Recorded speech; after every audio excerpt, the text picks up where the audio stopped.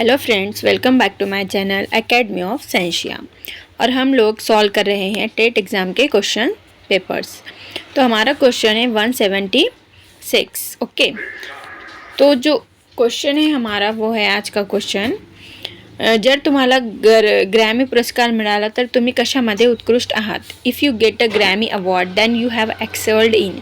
इसके पूछने का मतलब ये है कि ग्रैमी अवार्ड किस चीज़ के लिए दिया जाता है। So Grammy award is awarded for संगीत, म्यूज़िक। इसके लिए दिया जाता है म्यूज़िक के लिए। नेक्स्ट हमारा क्वेश्चन है,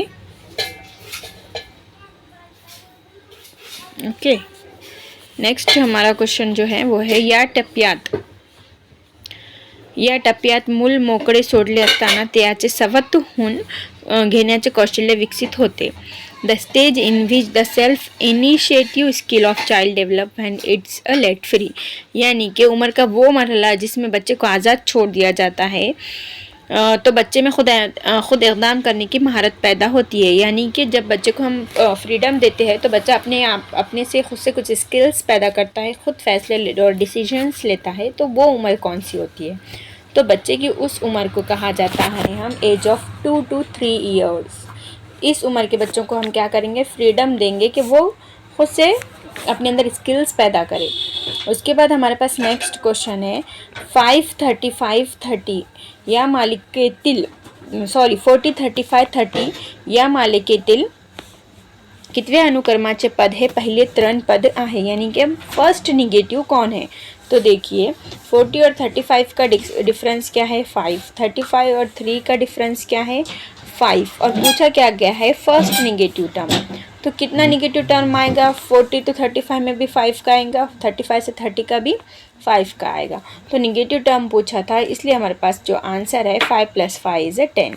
आंसर क्या है हमारे पास? 10 है। उसके बाद नेक्स्ट हमारा क्वेश्चन है, सरल रूप दिया, तो सीधी सी सिंपल सी बात है, हमको क्या करना है, ये इसके नीचे लिखना है, ठीक है, और उसके बाद उसका हमको करना है प्लस, और हमारा आंसर आ जाएगा 7443204। नेक्स्ट क्वेश्चन है हमारा 180। Bone is use as fertilizer because it contains the plant nutrient.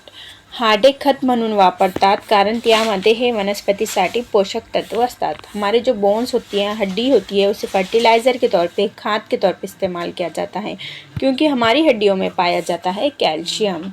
क्या पाया जाता है? कैल्शियम। और calcium act as a fertiliser.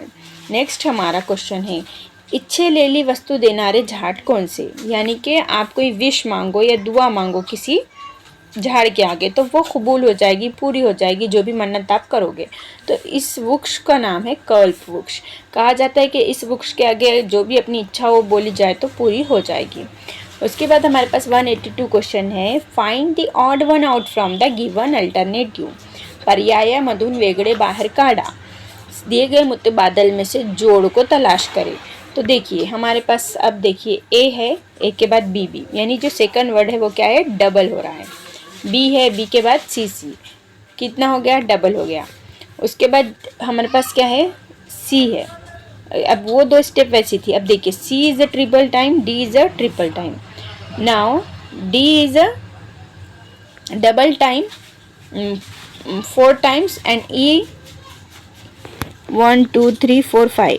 D is 4 time, E is a 5 time.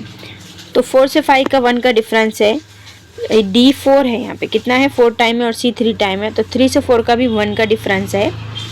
ए से बी का भी डिफरेंस, ए से बी का और बी से बी का डिफरेंस नहीं है। तो आंसर यहाँ पे बी सी दिया गया है, लेकिन एक्चुअल में इसका ए बी का भी रिलेशन क्या है? वैसा ही है जैसा कि बी सी का है, लेकिन फिर भी आंसर बी सी दिया गया है। सो है कि नहीं, क्या हम क्या करते हैं, ये क्वेश्चन रीड आउट करते हुए चलते हैं।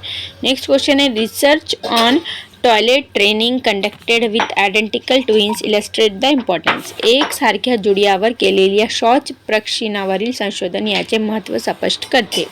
यानी कि जुड़वा बच्चे हुए हैं और उनका जो भी एक्सक्रेशन है उसके ऊपर एक तजुर्बा किया गया है, तो उसे कहेंगे हम मैच्योरेशन या मुकम्मल नशोनुमा या परिपक्वता।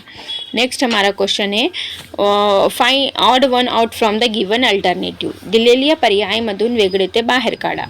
तो हमारे पास ऑप्शन कितने हैं? देखिए 41 है, उसके बाद 43 है, उसके बाद 53 है, उसके बाद नेक्स्ट है हमारे पास 56 57 है। क्या है? 57 है। तो देखिए ये 1 3 3 और यहाँ पे क्या है अपने पास 7 है। तो अब हम देखते हैं कि 4 और 1 को अगर हम करके देखें तो 5 के बाद 4 और 3 7, 5 और 3 कितने होते? 5 + 3 कितने होते हैं हमारे पास? 8 और 5 और 7 12। तो ये हमारे पास जो संख्या बन रही है ये 5 बन रही है, ये 7 बन रही है, ये 8 बन रही है और ये जो बन रही है वो 12। तो 12 क्या है? सबसे बड़ी संख्या का है, तो इस वजह से हमारा आंसर है 57। उसके बाद देखिए 185 क्वेश्चन है, a web dash consist of one or more verb pages located on a web server. यानी कि हम जो इंटरनेट चलाते हैं तो उसके ऊपर जो वेब सर्वर होता है हमारा, उस पर स्थित एक किंवा अधिक पाने ज्याला वेब म्हणतात। तो जो वेब सीरीज पे जो पेजेस आते हैं वो एक से ज़्यादा होते हैं, एक से क्या होते हैं? ज़्यादा होते हैं और नंबर ऑफ होते हैं। तो हम उसको इंग्लिश में क्या बोलेंगे या फिर किसी भी लैंग्वेज में? तो हम उसे कहते हैं साइट। जैसा कि वेब के आगे हम जब भी बात करते हैं वेब के बारे में तो वेबसाइट कहते हैं। तो वो जो नंबर ऑफ पेजेस है उसे हम कहेंगे साइट। नेक्स्ट हमारा जो क्वेश्चन है वो है 186। So out of the given alternative choose the one which can be substituted for the given word sentence. तो सेंटेंस हमारे पास है, a person who is blamed for something that someone else has done. यानी कि कारनामा किसी और ने अंजाम दिया और इल्ज़ाम है कि नहीं अपने सर आ गया। कारनामा किसी और ने अंजाम दिया और इल्ज़ाम अपने सर पे आ गया। तो ऐसे सेंटेंस के लिए हम कौन सा वर्ड यूज़ करेंगे, कौन सा वर्ड सब्स्टिट्यूट करेंगे? तो इसके लिए हम जो है जो वर्ड जो सब्स्टिट्यूट करेंगे वो है हमारे पास स्कैपीगोट। क्या है? स्कैपीगोट। यानी कि गुनाह किसी और ने किया और सज़ा मिल गई हमको। उसके बाद नेक्स्ट हमारा क्वेश्चन है 187। जर एक सहकारी एका अल्पसंख्यक गटातील आहे आणि विचाराने पुष्कळ प्रगतिशील आहे, उत्तम संबंध राहण्यासाठी मूलभूत पाया म्हणून डॅश हे ओळखणे असेल। If a colleague belongs to minority group and is quite progressive in waves. यानी कि वो एक माइनॉरिटी ग्रुप से है आपका कलीग। कलीग कहाँ से है? माइनॉरिटी ग्रुप से है बट प्रोग्रेसिव में है। The basis of maintenance of healthy relation, तो उसके साथ अपने ताल्लुकात अच्छे बनाने के लिए will be that realization of that, तो उसके साथ आप क्या करेंगे? तो हमें क्या करना चाहिए? The hard work he has done to achieve the status, कि उसकी मेहनत जो उसने मौजूदा मुकाम तक पहुंचने के लिए की है कि नहीं भाई? कोई भी इंसान है कि नहीं क्या करता है? मेहनत करके आगे की तरफ आता है। और वो पहले क्या था? गरीब था, माइनर था और बाद में वो क्या हो गया? समझ लो अमीर हो गया। तो आप उसके अमीर होने को गालियाँ देंगे क्या? हराम का कमाया ऐसा वैसा? तो नहीं, उसकी तारीफ करेंगे अपन। ठीक है, तो हमारा जो आंसर है वो क्या है? The hard work he has done to achieve the status. शरीराचे तापमान एक सूचक आहे। The temperature of body is an indicator, कि हमारी बॉडी में जो टेम्परेचर होता है, हरारत होती है, उसको क्या तापमान को सूचक को शरीराचे तापमान का एक सूचक क्या है? तो उसका जो सूचक है हमारे पास यूनिट है the average kinetic energy of the molecule of the body. यानी कि हमारे बॉडी में जो मॉलिक्यूल है उसका जो काइनेटिक एनर्जी होती है, काइनेटिक एनर्जी यानी कि जिसमें हाल चाल हो, यानी कि मूविंग एनर्जी होती है। वो क्या होती है? मूविंग एनर्जी होती है। जैसे कि पंखा घूम रहा है तो वैसे ही इंसान क्या करता है? चलता है, फिरता है, खाता है, तो ये हो गई उसकी काइनेटिक एनर्जी। तो उसकी जो टोटल मॉलिक्यूल्स है उसको हम बोलेंगे क्या? Average kinetic energy of the molecule of the body. Next हमारा क्वेश्चन है, education is powerful instrument of. शिक्षण हे याचे प्रभावी माध्यम आहे। किस चीज़ के प्रभावी माध्यम है? सोशल ट्रांसफॉर्मेशन के है, या पर्सनल ट्रांसफॉर्मेशन के है, या कल्चरल ट्रांसफॉर्मेशन के है, या ऑल ऑफ द अबाव है। तो देखिए एजुकेशन हर चीज़ के लिए सही है, पर्सनल के लिए भी, कल्चरल के लिए भी और सोशल के लिए भी, इसलिए हमारा आंसर है ऑल ऑफ द अबाव।